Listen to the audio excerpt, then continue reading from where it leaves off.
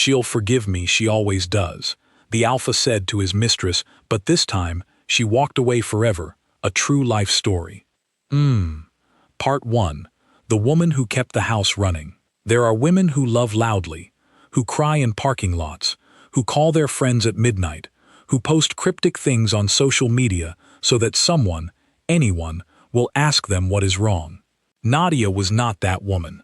Nadia was the kind of woman who kept everything clean, not just the house, though the house was always spotless, smelling faintly of whatever she had cooked the night before, and the lavender oil she kept by the kitchen window.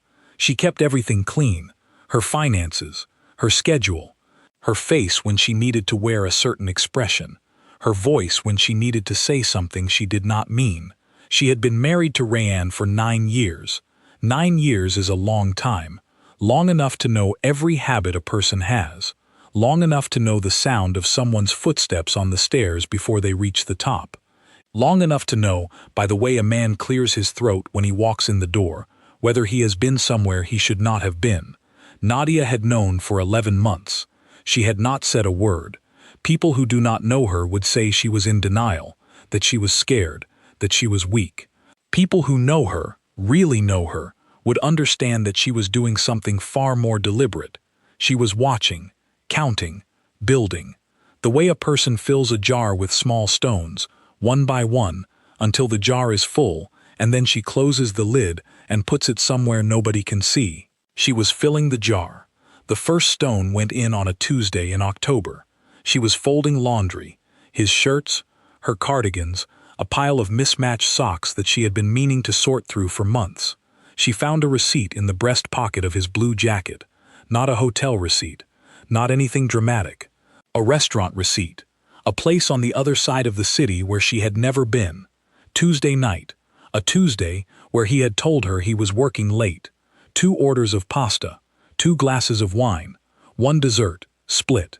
She stood there with the receipt in her hand for maybe 30 seconds. She read it twice.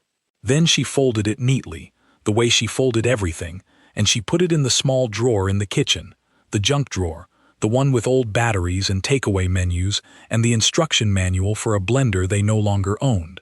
She went back to folding the laundry, the second stone, the third, the fourth. They came slowly, irregularly, the way rain sometimes falls. You think it might stop, and then it does not stop. A name in his phone that he angled away from her when he thought she might see. A perfume on the collar of a shirt that was not hers and not anything she would ever wear. Something young-smelling, like department store ambition.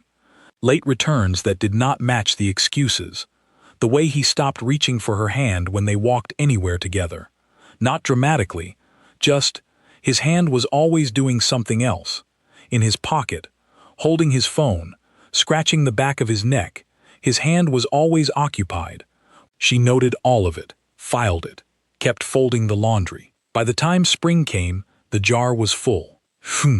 Part 2. Rayanne. Let us talk about Rayanne. Because a story like this only makes sense if you understand that the man at the center of it was not a monster. That is what makes it harder, actually. Monsters are easy. You recognize them. You run. Rayanne was not a monster. He was charming in the specific way of men who have spent their whole lives having things work out for them. Not because they were exceptionally talented or exceptionally good, but because they were attractive enough, and confident enough, and just self-aware enough to know which rooms to walk into and how to stand when they got there. He had grown up in a house where his mother forgave his father every time.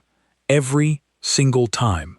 He had watched his father come home with excuses that did not quite fit, and he had watched his mother smooth them down like a wrinkle in a tablecloth. Firm, practiced, efficient. And then dinner would be served, and then life would continue, and then they would all pretend. Rayanne had learned from this. Not the way you learn a lesson, where you say to yourself, I will not do that. He learned from it the way you absorb weather, without deciding to, without noticing. He did not think of himself as a bad husband. This is important. He thought of himself as a good man going through something complicated. He told himself this story so often and so smoothly that he believed it the way people believe things they have never actually examined. He met Zara 2 years into the marriage. They worked in the same building, different companies, same floor. She used to stop at the coffee machine at the same time as him. They started talking. The talking became texting. The texting became lunch.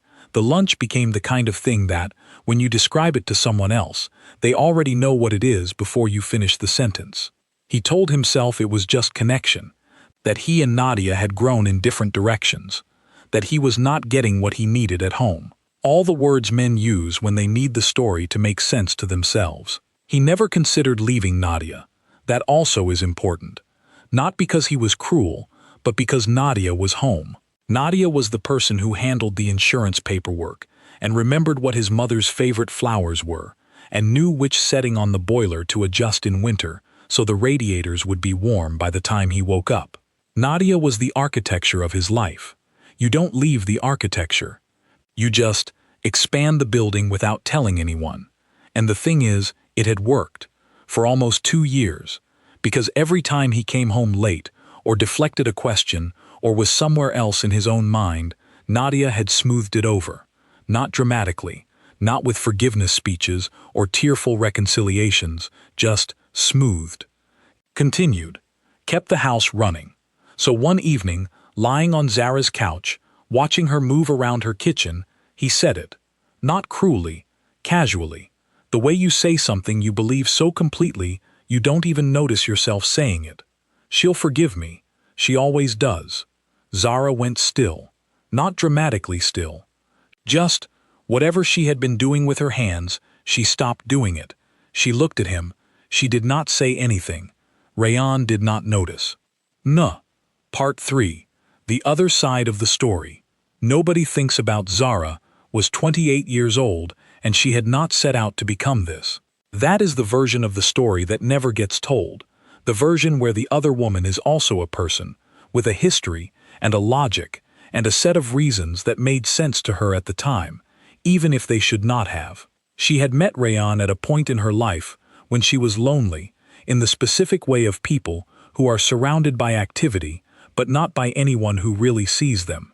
She had just moved to the city. She barely knew anyone. She worked long hours. She went home to an apartment that echoed, and Rayan he was warm. That is the thing about men like him. They know how to be warm. They know how to make a room feel smaller and safer and more personal. He made her feel like she was the most interesting person in whatever space they occupied together. He asked questions. He remembered the answers. He showed up. She knew, somewhere underneath, that something was not right. The hours he kept, the nights he could never stay, the way his phone was always face down on her table, screen dark, like a small quiet secret he kept inside his pocket. She had asked him once, early on. He had said, "It's complicated, but you're not a mistake. I want you to know that." She had let herself believe that. Months passed. She let herself stop asking.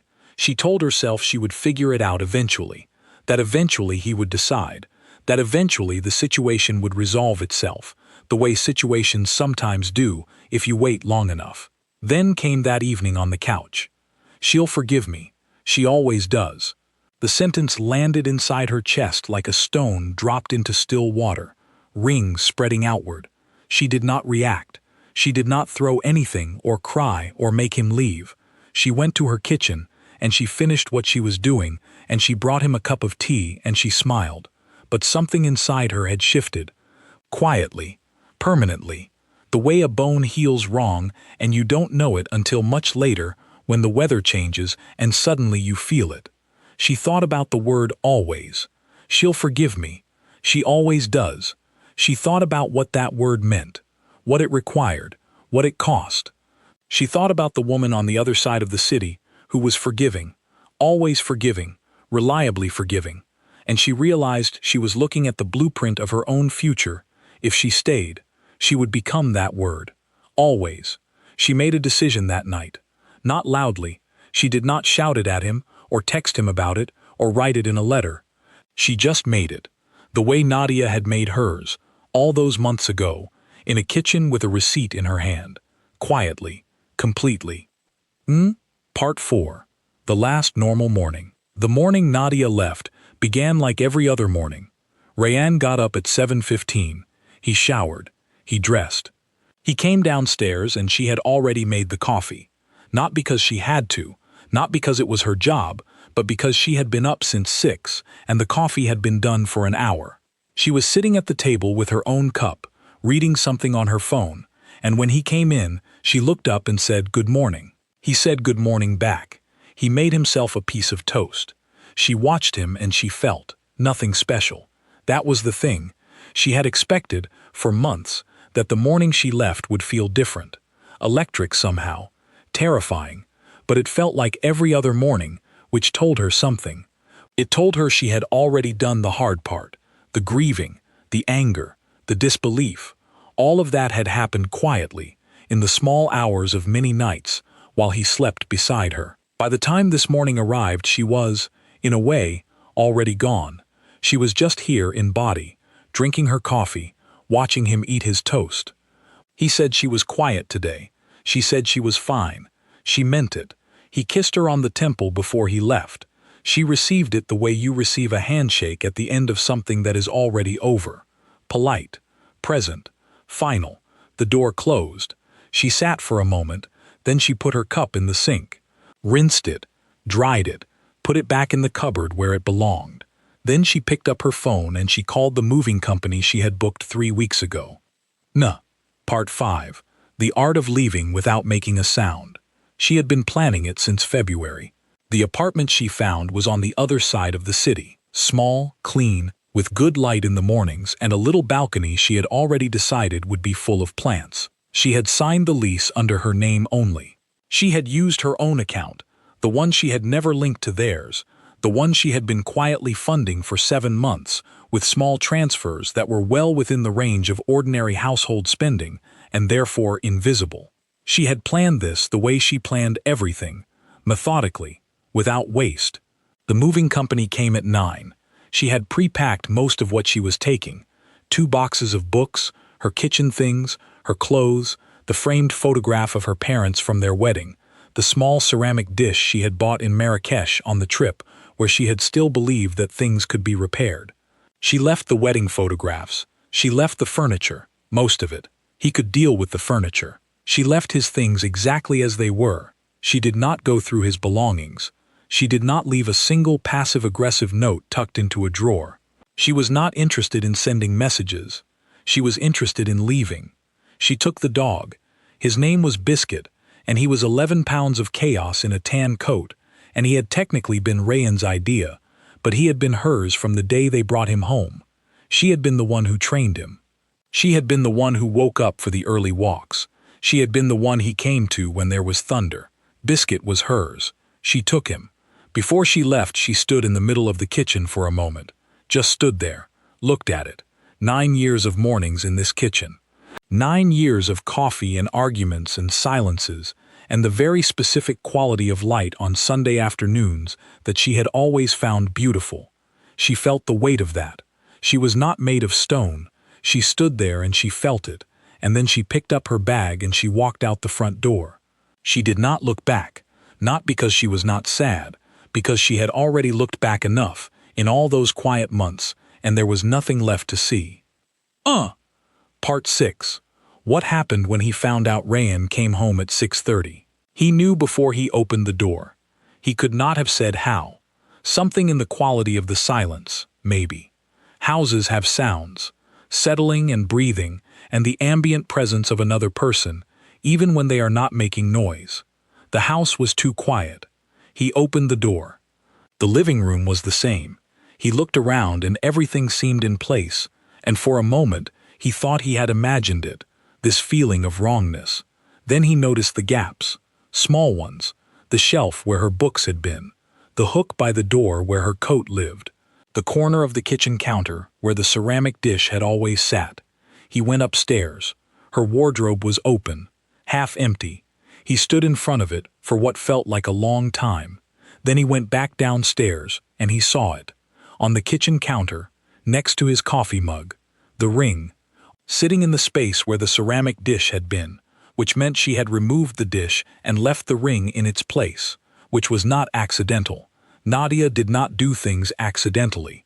He called her. She did not answer. He called again, Again, he called 11 times. He was not proud of the 11th time.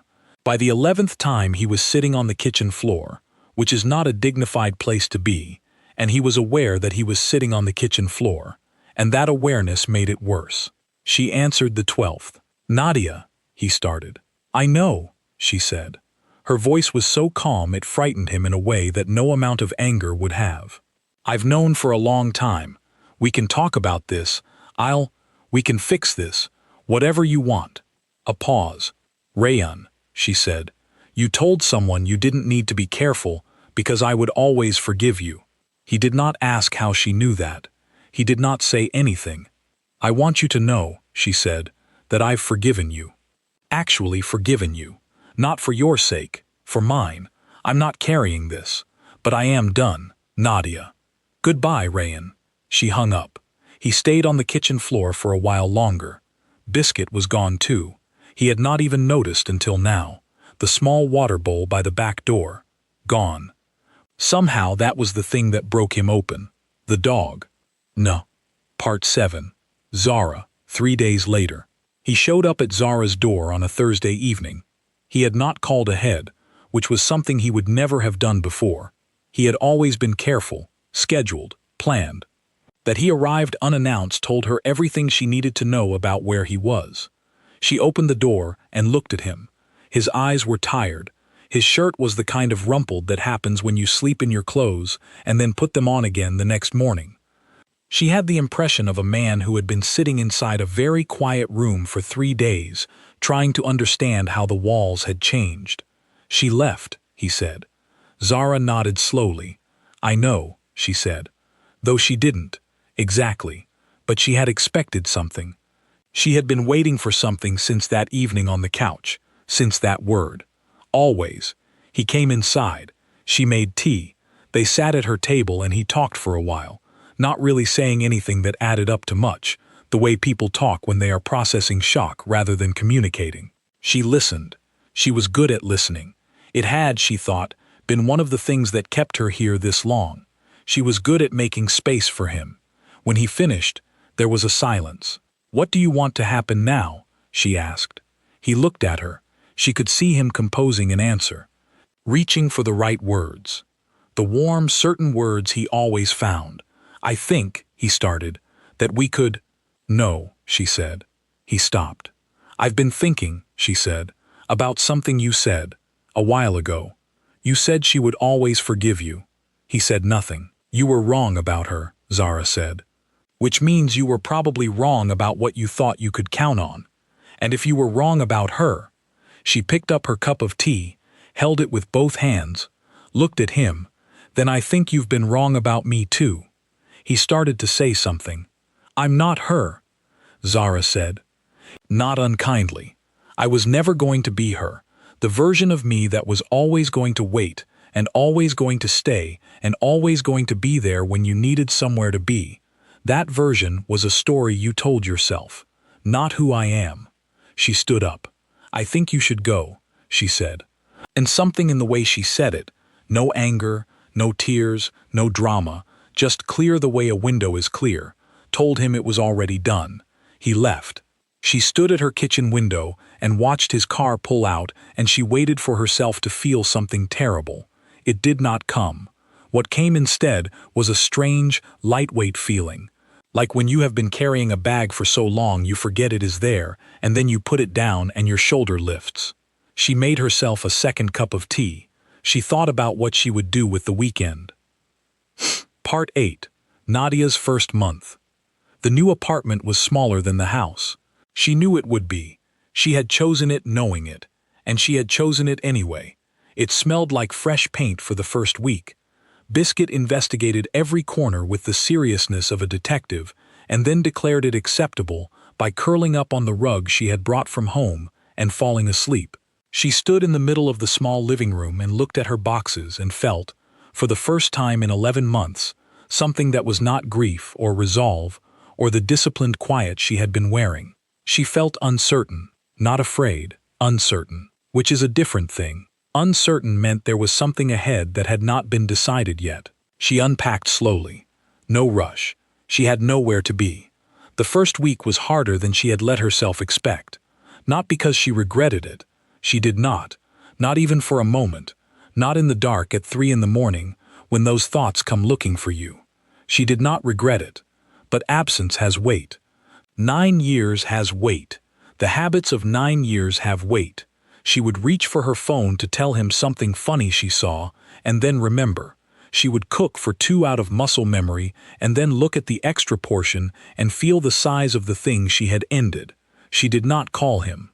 She did not look at his social media. She called her sister instead. Her sister, who had known something was wrong for a long time and had been too careful to ask. Who, when Nadia called and said, "I left him," said only, "I've got a bottle of red, and I'll be there in 40 minutes. No questions, no drama, just presence." Her sister arrived in 35 minutes. They sat on the floor of the half-unpacked apartment, because the chairs were still not positioned anywhere useful, and drank the wine and talked until 2 in the morning about everything and nothing. Her sister made her laugh twice. The first time felt strange and a little like guilt. The second time felt like something coming back. By the second week, she had the kitchen arranged the way she wanted it, which meant it was arranged differently from how she had always arranged it in the house. Not because the house arrangement was wrong, because she could do it differently now. Because the space was hers, she put a plant on the balcony. Then another.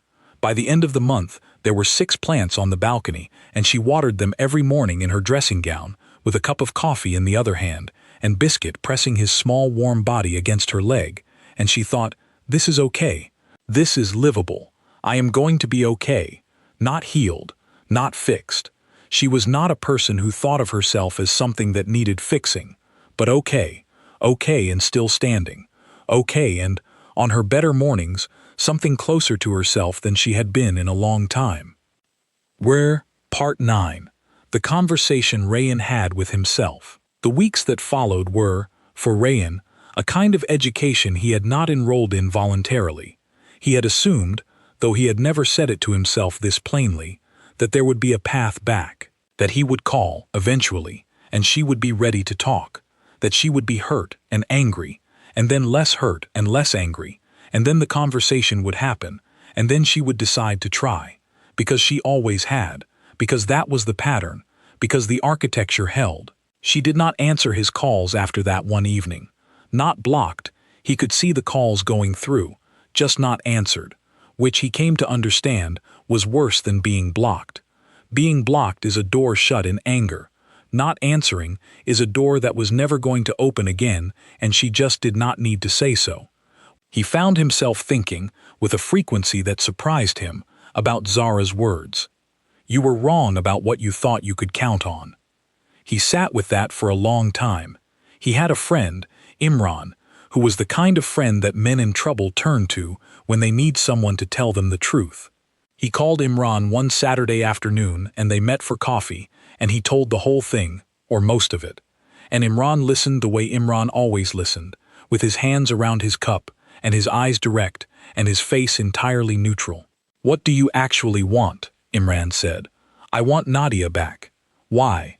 Rayan opened his mouth and then closed it again. "Because I love her," he said, but he heard how it sounded. He heard the thinness of it. "Do you?" Imran said. "Not unkind, just honest. Or do you love what she did for you? Because those aren't the same thing, and from where I'm sitting, you've never had to tell the difference." The coffee cooled in front of him. He thought about the receipt she had found. The first one, in October. He thought about the fact that she had kept it for 11 months. 11 months of knowing, of carrying it, of continuing, of leaving so carefully and so completely that by the time he had walked in the door that evening, the whole departure was already done. No scenes, no shouting, no begging, just done. He thought about how little he had known her. He had lived with her for 9 years, and he had loved her, genuinely, and he had also never fully seen her, had never really looked at the discipline and the intelligence behind the quiet. He had taken the quiet as agreement, as softness, as always. It was none of those things. It was a woman deciding, at her own pace, on her own terms, in her own time. It was a woman who had the capacity to carry something heavy without showing it, and then to put it down without warning. He had called it forgiveness. She had been calling it something else entirely. Part 10. 6 months later. 3 different lives. Nadia stood at her balcony on a Sunday morning. 8 plants now. The morning was cold but bright. That particular winter brightness that is almost like insult, too cheerful for the season. Biscuit was at her feet. She had coffee. She had been back at work full-time for 3 months. She was good at her job. She had always been good at her job. But during the marriage, she had quietly held herself back in ways she had not fully recognized until she stopped doing it. She had said yes to things she had previously half committed to. She had taken on a project that would have seemed like too much before, and it was too much in the right way, the way things that are worth doing are too much. She was not looking for anyone. Not because she was against it, not because she had sworn off the whole enterprise, but because she was genuinely occupied with something more interesting at the moment. The project of being entirely herself, in a space that was entirely hers. She wanted to be fully in that before she let anything else in. Her sister called on Sunday mornings now. That had become a thing. 45 minutes on the phone while they both drank their coffee in their respective apartments on opposite sides of the city. Her sister would complain about her husband's inability to load the dishwasher correctly.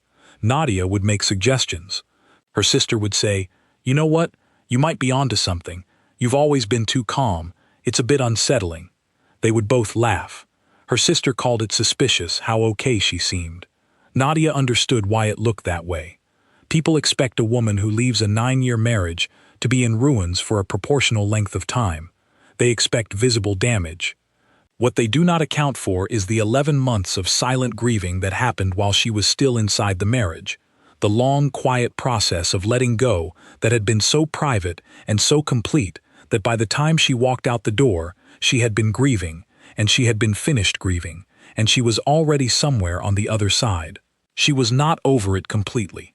Let us not romanticize.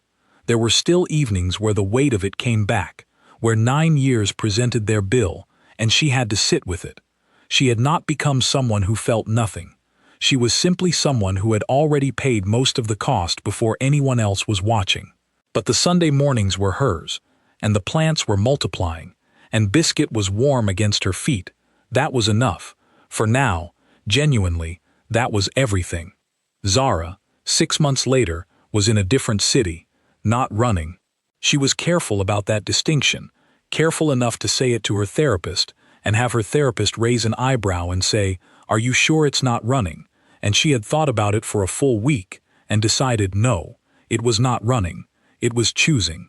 She had been offered a transfer at work 8 months ago, and had almost turned it down. She turned it down because she had told herself she was building something where she was. Now she looked at what she had been building, and she understood it differently. She accepted the transfer. She went. The new city was louder than she expected. Faster. She had misjudged the pace of it, but she was adapting, which she was good at. She had always been good at adapting, sometimes too good, sometimes adaptive in the way of people who make themselves fit where they are, rather than finding where they fit. She was trying to do the second thing now. She thought about Rayan sometimes, not often, not with feeling, more the way you think about a chapter in a book you read a while ago. You remember the general shape of what happened, you can see how it connects to what you understand now, and then you turn the page. She thought about his wife more, honestly. The woman she had never met. The woman whose life she had been adjacent to, without knowing her name or her face, or what she was really like behind the picture Rayan had painted, which was, she now understood, not really a portrait of Nadia at all. It was a portrait of Rayan's convenience, of what he needed her to be. She hoped that woman was all right. She had a feeling she was. Rayan was still in the house. That was, perhaps, the saddest detail. He had not moved. He rattled around in it. That was the honest word. The way a marble rattles around in a box that was built to hold something larger. He had not redecorated, not properly. He had bought a new coffee maker because the old one broke, and he had replaced the bath mat because it was past due, and otherwise the house was almost exactly as she had left it except emptier in the specific places where she had taken things. The shelf where her books had been, the kitchen counter where the ceramic dish sat, the hook by the door. He was not the villain of his own story. He knew that was a convenient thing to tell himself, and he sat with the inconvenience of it anyway. He had done something wrong, multiple things, over a long time, with deliberate choice. The fact that he was not the worst version of this story did not make him a good one. He had started seeing someone, a counselor, his friend Imran's idea. He had resisted it for 2 months, and then one evening he was sitting on the kitchen floor again. Not dramatically, he was looking for something he had dropped, but he was sitting on the floor, and he looked at the space on the counter where the ring had been, and he thought, I have to do something different. The counselor asked him things he found uncomfortable. He went back anyway. He did not know what would come next. He was trying, for perhaps the first time, to sit inside not knowing, and not immediately reach for the nearest comfortable version of the answer. That was something. Not enough, maybe, but something. What this story is actually about, people will read this and call it a story about betrayal, about infidelity, about a man who lied and the consequences that found him. It is all of those things. But underneath those things, in the subterranean part, the part that runs below the surface, it is a story about what we assume people will do. She'll forgive me. She always does.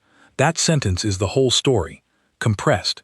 It contains within it a man who looked at a woman and saw a pattern instead of a person, who looked at her consistency and read it as guarantee, who mistook her capacity for something infinite, something that did not require tending or care or return, something that would simply always be there because it always had been. Women like Nadia are often invisible in their own strength.